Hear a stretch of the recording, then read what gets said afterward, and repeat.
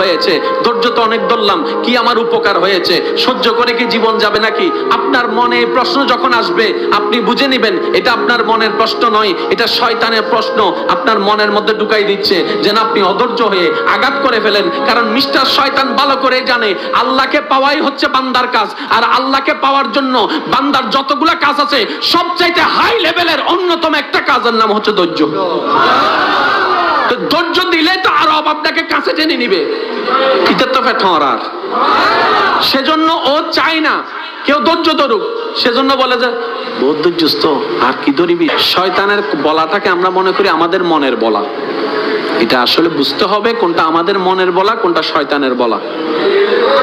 এবার আপনি শয়তানের কথাটা শুনে ছোট ভাইরে দইলা কলার সাইড ধরে মাইরা দিয়েছেন, নাক একটা ফাটাই দিয়েছেন। কার কথা শুনে? জোরে বলতে হবে, কার কথা শুনে? তাহলে দোষীকে শয়তান, দোষীকে। এবার যখন আপনার হাটাজারির পুলিশ আসলো, পুলিশ এসে যখন আপনাকে গ্রেফতার করতে চাচ্ছে, আপনি বলবেন যে স্যার আমার কোনো দোষ নাই, ওই তো দোষ। কার? শয়তানা হবো তাই কি জিদে? আমি কি বুঝাতে পারছি? ঠিক একই ক্যারেক্টারটা শয়তান হাসরের ময়দানেও করবে।